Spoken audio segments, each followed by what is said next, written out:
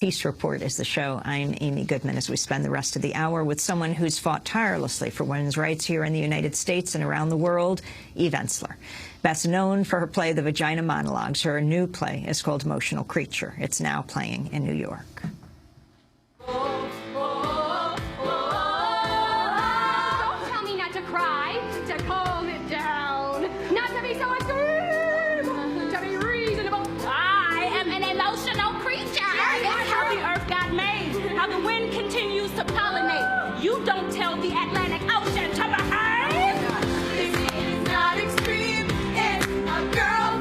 What we would be if the door inside us were wide open. I am an emotional creature.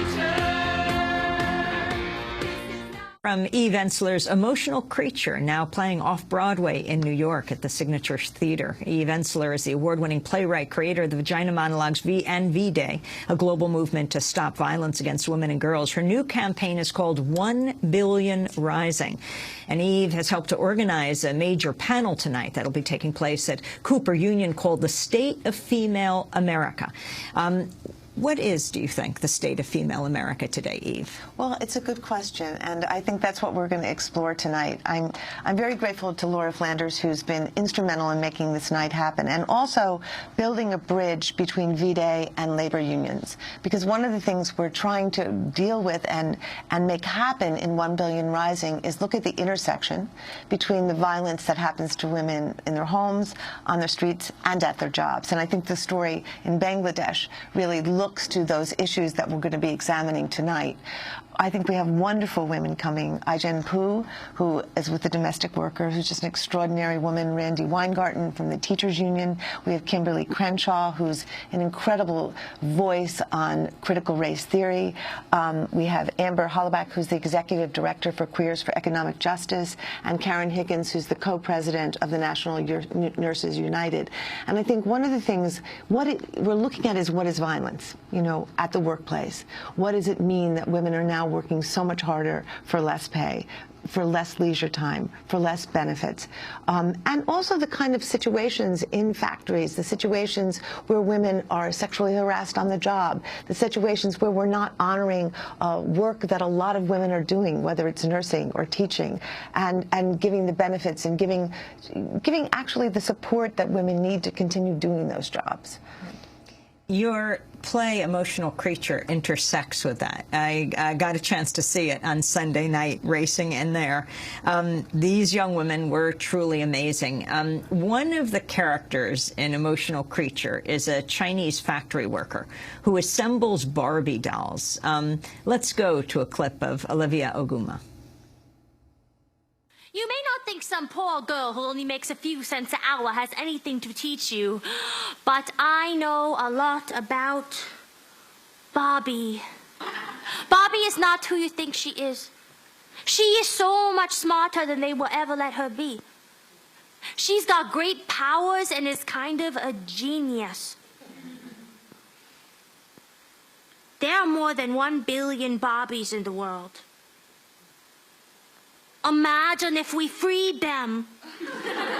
Imagine if they came alive in all the villages and cities and bedrooms and landfills and dream houses and factories. Imagine if they went from makeover to takeover. Imagine if they started saying what they really felt. Imagine if I could activate them. Let Barbie speak. Olivia Oguma playing a Chinese worker saying, let the Barbie doll speak. So talk about the research you did for this play. Well, you know, it's funny. I've never really liked Barbie at all. I had really kind of sadistic fantasies toward Barbie growing up. And I wanted to write something about Barbie, but it's so hard because she's such a cliche. And so I started thinking, well, who makes Barbie? Like, who is spending their days making Barbie? And then I started doing research about the factories in China and in Asia, where young girls are in terrible conditions. And actually, there were same stories of fire, same stories of horrible working conditions, you know, where girls didn't move from their one little place all day long. And I kind of inhabited this Chinese girl for a few days when I was writing it and started to get inside her head, because I think the way we survive is through the imagination. And I started thinking, what if this girl had a relationship to Barbie that was kind of a mirror of her own self to some degree. And it's really interesting, because here's this girl in a Chinese factory getting paid very little in a horrible situation. As she says, you know, she looked at Barbie Dream House and realized she lived in Nightmare House, you know, in prison Barbie. And yet she's creating this doll that is going to then create all this self-hatred and this incredibly distorted notion of what femininity is and what a woman's body is supposed to look at. You know, it's going to create girls wanting to starve in one country while she's starving to make them. And I just loved the idea that she began to talk about this relationship she had with Barbie and her deep desire to free Barbie from the confines of both this kind of body ideology, which is absolutely destroying young girls, and this slave mentality, which is where girls are being forced to make Barbie. Some of the scenes in Emotional Creature are, to say the least, extremely disturbing. This is what's motivating you to do 1 Billion Rising. I want to turn to a clip of the play, Vagina Monologues, giving an extremely vivid account of sexual violence and a warning to our audience. This is very disturbing. And the next day, you will make it to the boat, and as it is pulling out from shore, you will not be breathing.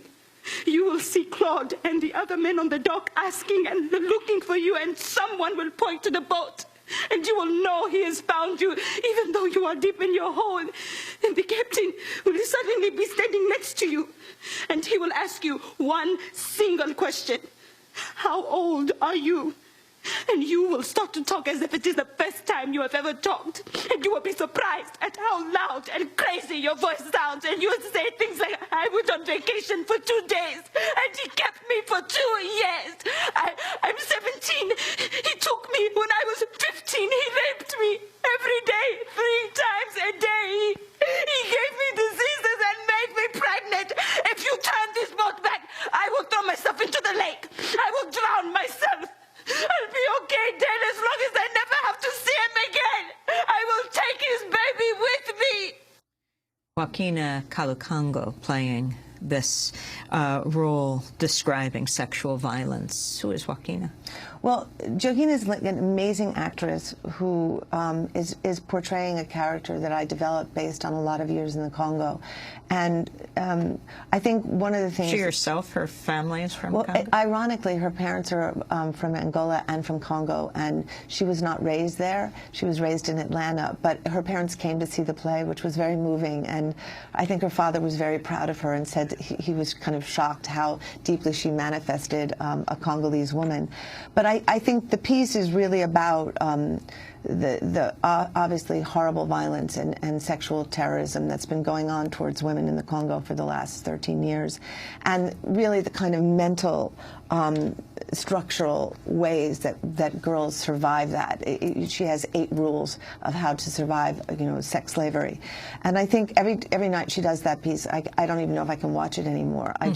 Because she was actually talking the other day about how painful it was to keep going there night after night, but in fact we know as we're speaking that violence continues in the Congo, particularly with these last weeks of the M23 taking over Goma and Sake, although today it seems like there has been a ceasefire and they have given back Goma and Sake. I wanted to turn to the recent assassination attempt on Congolese gynecologist Dr. Denis Mukwege, founder of one of the hospitals that treats victims of rape and mutilation. He appeared on the show with you in 2009 talking about his work in the hospital, speaking through an interpreter. Lorsque nous prenons en charge les femmes à l'hôpital, when we take care of women at the ce hospital, sont des femmes qui sont non seulement these women des plaies physiques, mais elles are ont wounded aussi des traumatismes physically, but are profonds, also traumatized psychologiques. profoundly. Et vous savez, on ne peut pas comme ça And it's not comme possible une plaie, just like that to cure them. Ça prend du temps. It takes time. Et parfois, Sometimes it a lot of time.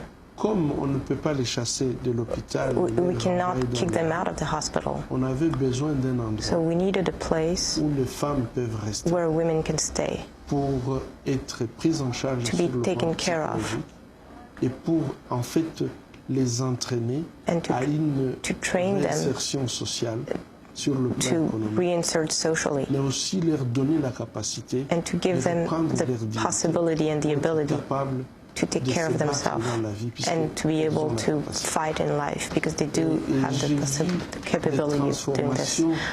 That was Dr. Denis Mukwege, and he is still alive, though there was an attempted assassination against him. He is head of the Pansy Hospital, which you work with in building the City of Joy. Yes, he's our partner at the City of Joy, and Dr. Mukwege is now essentially in exile in Brussels because he cannot go back. I think the attempted assassination on his life is one of the greatest. It is a huge setback for the people of Congo, and he is one of the great leaders. He is one of the great forces for change and good there. I think what's going on right now and has been going on there in recent weeks, the failure, utter failure of the UN to protect the people, U.S. policy, which is supporting Rwanda, which has been clearly implicated in backing the M23 and our continual support of Rwanda. All of this has created a huge, huge failure in the Congo.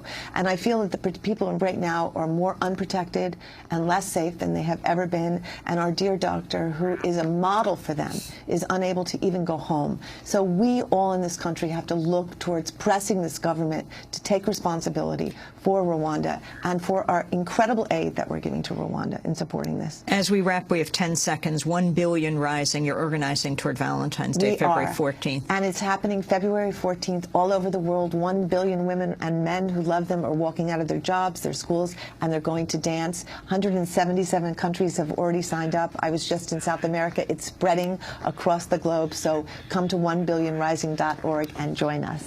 Eve